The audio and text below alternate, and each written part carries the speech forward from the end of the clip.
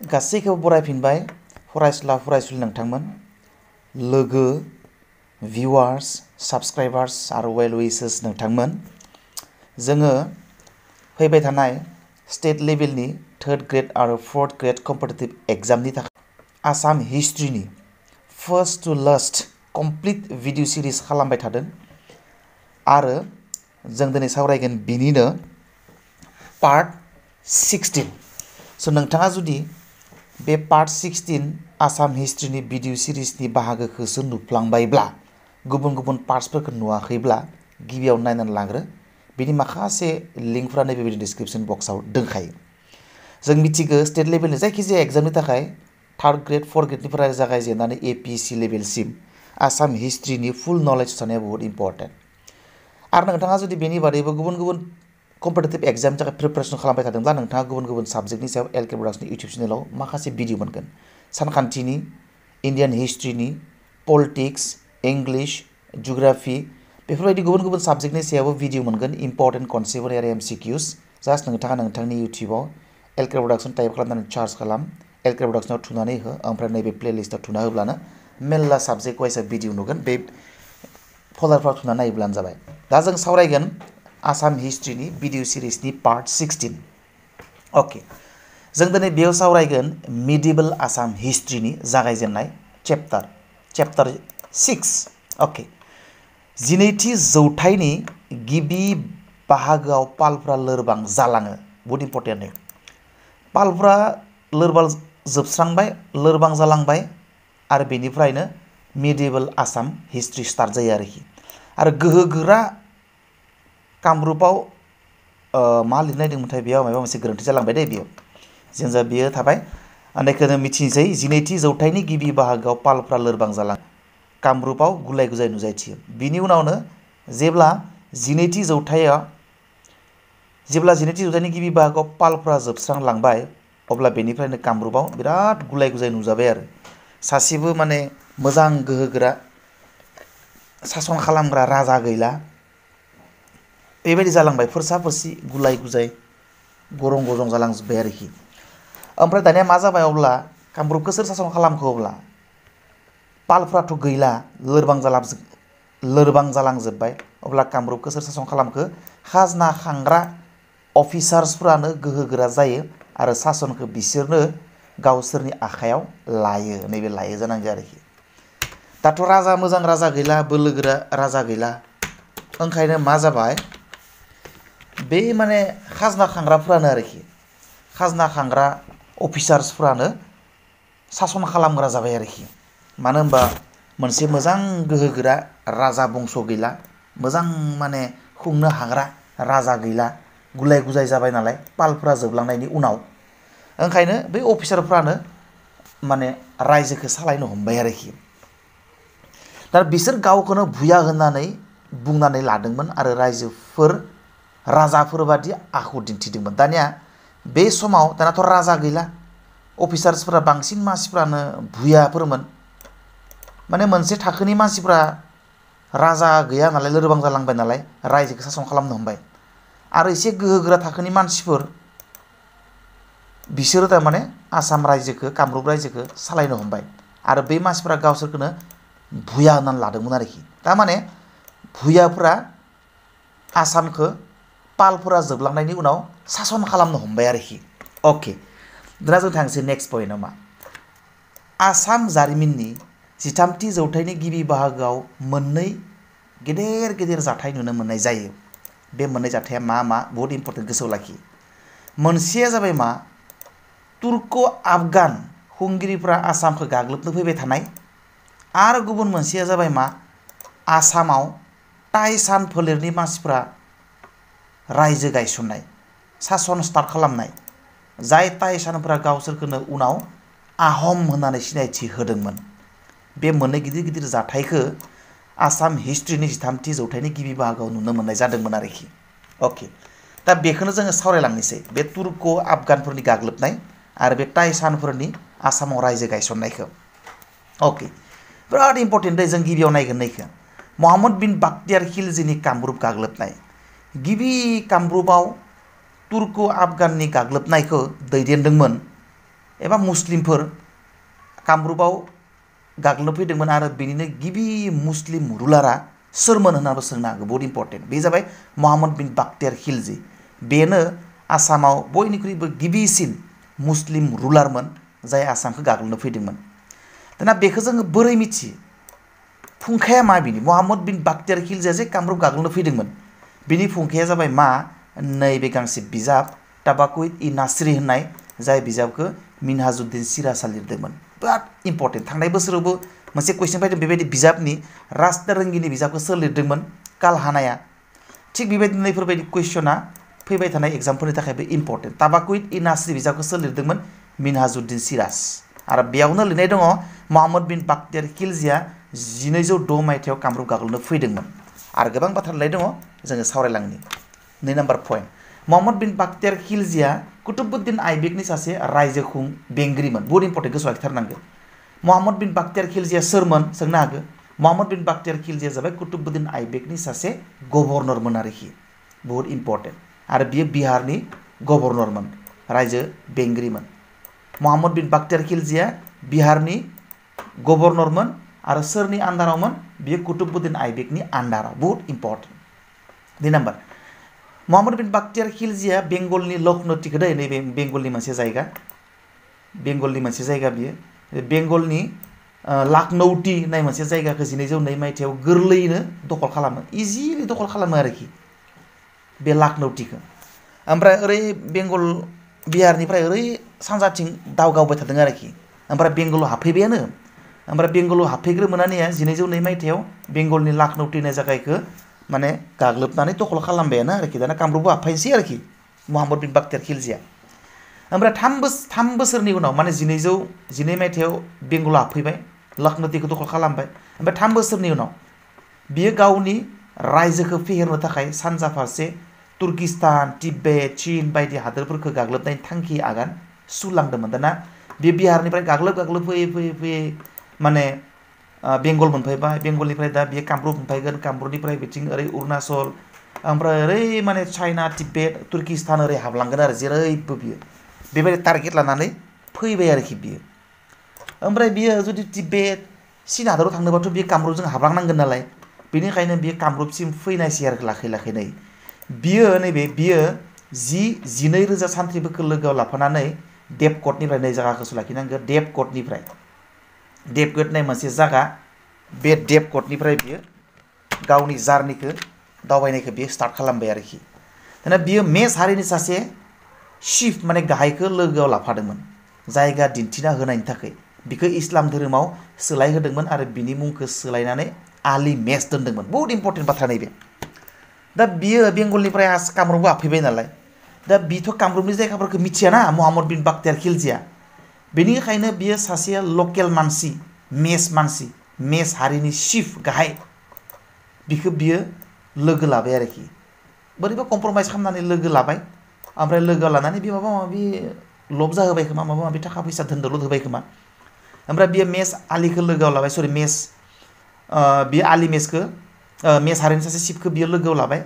ओमफ्राय बिखौ लोगोआव लानानै बे इस्लाम धोरोमावबो बिखौ कनभार्ट खालामहोबाय आरोखि ओमफ्राय बिनि मुंखौबो सोलायनानै होबाय आली मेस दोनबाय आरोखि दाना बेखौ लाफानानै जायगा गिदिंगोन आरो बियो कच मेस आरो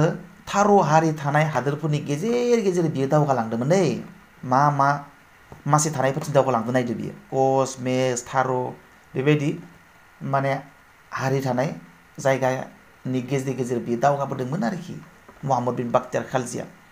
बे समाव कामरुपनि राजाया पृथुमोन जायखौ गस्टल इनस्क्रिप्सनाव बिश्व सुन्दरदेवा मुङै मिथिनाय जायो बहुत इम्पर्टेन्ट दै सोंनो हागौ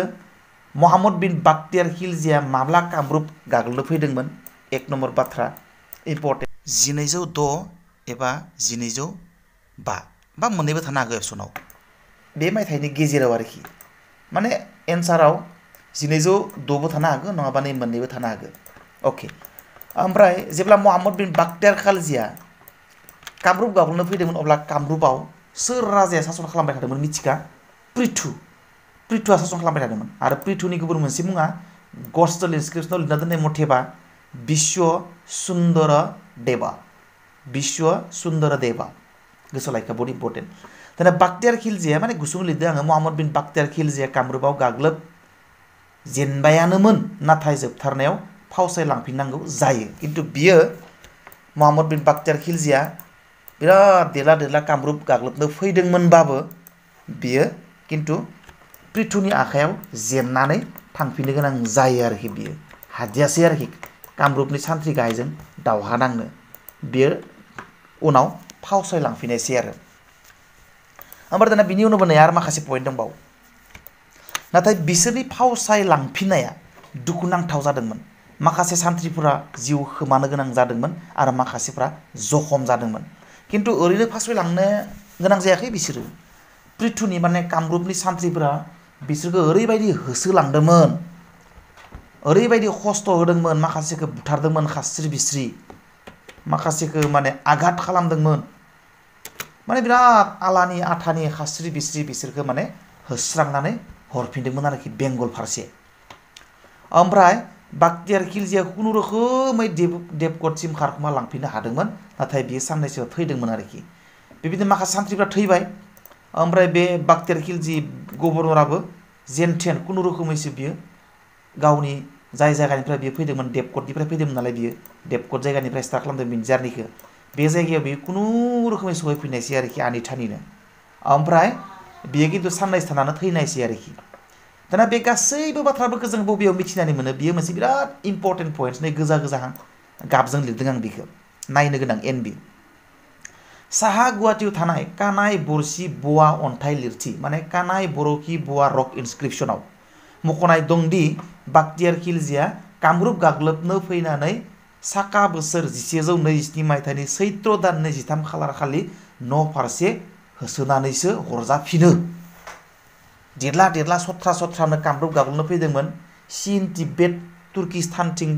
जार्नि खालामनो गादबनो फैदोंमोन नाथाय कामरुपावनो बियो जेननानै फावसायलांफिननो गोनां जानायसै बे गासै बाथ्राखौ बबेयाव मोननाय जायो नर्थ गुवाहाटीयाव थानाय कानाय बरखि बवा रक इनस्क्रिप्शन होननाय मोनसे अन्थाइ लिरथियाव मोननाय जायो आरोखि दा बेबायदिनो मोनसे सोंथि सोंनाय जायो बिराद इम्पर्टेन्ट महम्मद बिन बाख्तियार खिलजिया कामरुप गाग्लोबनो फैनायनि फुंखाखौ जोङो गाहायनि बबे मोनसे अन्थाइ लिरथियाव मोननाय जायो गस्टल इनस्क्रिप्शन तेजपुर रक इनस्क्रिप्शन गुवाहाटी रक इनस्क्रिप्शन ओरैबायदि बायदि थागोन कानाय बरखि बवा रक इनस्क्रिप्शन बेबायदि अपसन थागोन अब्ला नोंथांनि अपसना बे कानाय बरखि बवा रक इनस्क्रिप्शन जागोन आरोखि बहुत इम्पर्टेन्ट अके थांसै नेक्स्ट दाना जोङो नैथि मुस्लिम जाय माने कामरुपाव गाग्लोबनो फैदोंमोन बे जाबाय घियासुद्दिन इबास खिलजिनि कामरुप गाग्लोबनाय बिराद इम्पर्टेन्ट मायथाइखौ सोलायखानांगौ 1220 मायथाइ सोर मुस्लिम खुंगिरिया कामरुपाव नैथि खेबनि थाखाय गाग्लोबनो फैदोंमोन माने सेकेन्ड रुलार टु इनभेड कामरुप जाबाय बे जाबाय घियासुद्दिन इबास खिलजि आरो मायथाइखौबो गोसोआव लाखिनांगौ 1220 मायथाइयाव बहुत इम्पर्टेन्टखा आं बुंखादों दाना अब्ला जोङो बे घियासुद्दिन इबास खिलजिनि कामरुप गाग्लोबनो फैनायनि सोमोन्दै नायनोसै एक नाम्बार पइन्ट नैबे एक नाम्बार पइन्टआव मा लिरदों घियासुद्दिन इबास खिलजिया दिल्लीनि सुल्तानमोन दै घियासुद्दिन इबास खिलजिया दिल्लीनि सुल्तान इलतुतमिशनि सासे रायजो बेंगिरिमोन बियो इलतुतमिशनि दिल्लीनि सुल्तान इलतुतमिशनि बियो गभर्नरमोन आरो बियो बेंगलनि गभर्नरमोन दै दहायना बिहारनिमोन नैना जाबाय मा नैबे बेंगलनि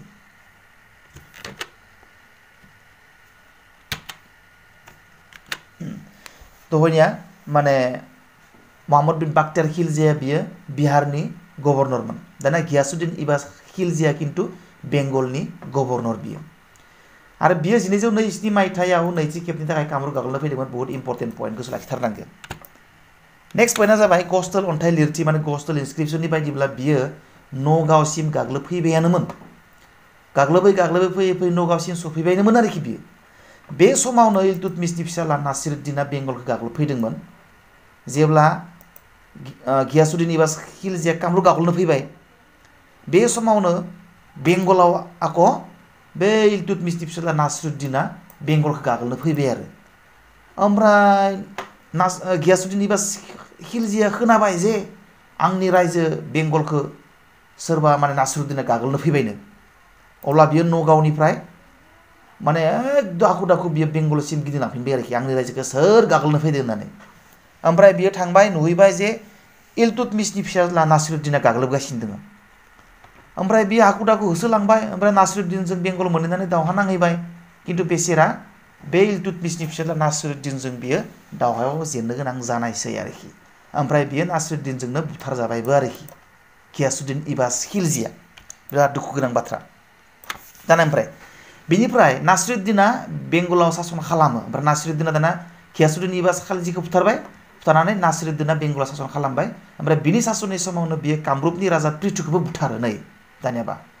बेंगलखौथ' फेजेनबायानो बेंगलनि गियासुद्दिन इबास खिलजिखौ दिल्लीनि बे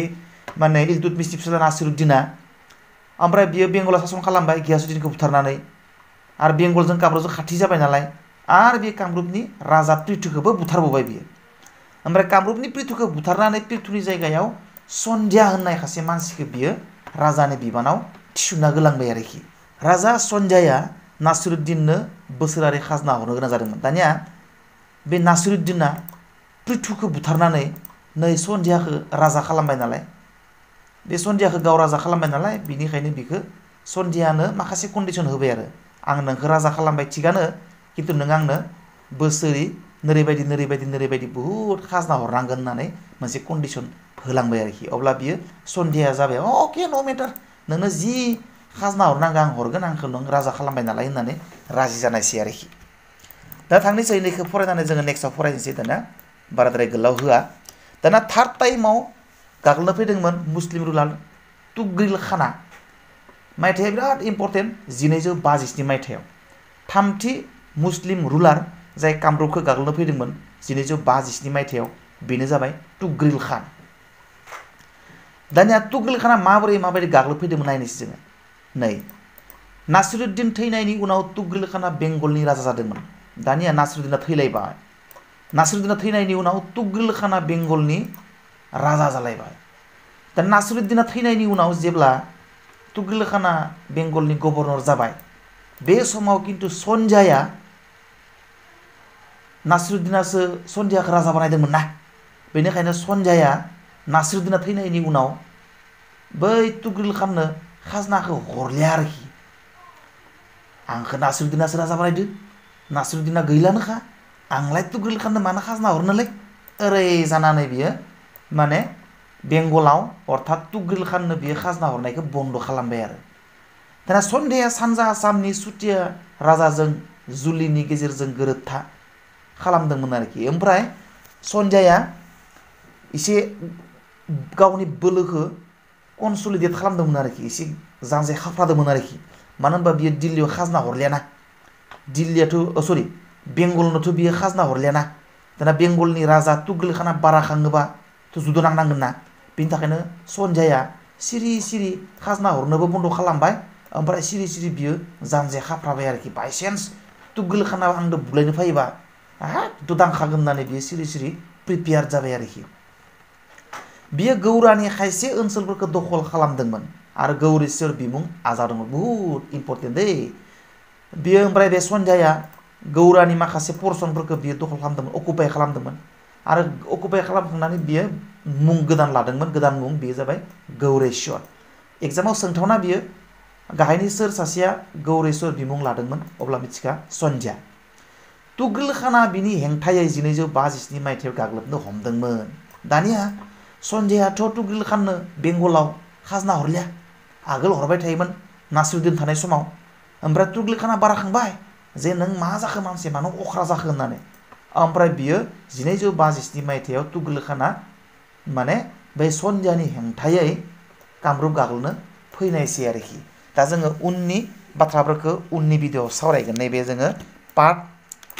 16आव रायलायथ'लिया पार्ट 17आव जोङो आरोबाव सोर गाग्लोबफैदोंमोन बेसेबां मायथाइयाव बोरै कामरुप गाग्लोबफैदोंमोन मुस्लिमफोरा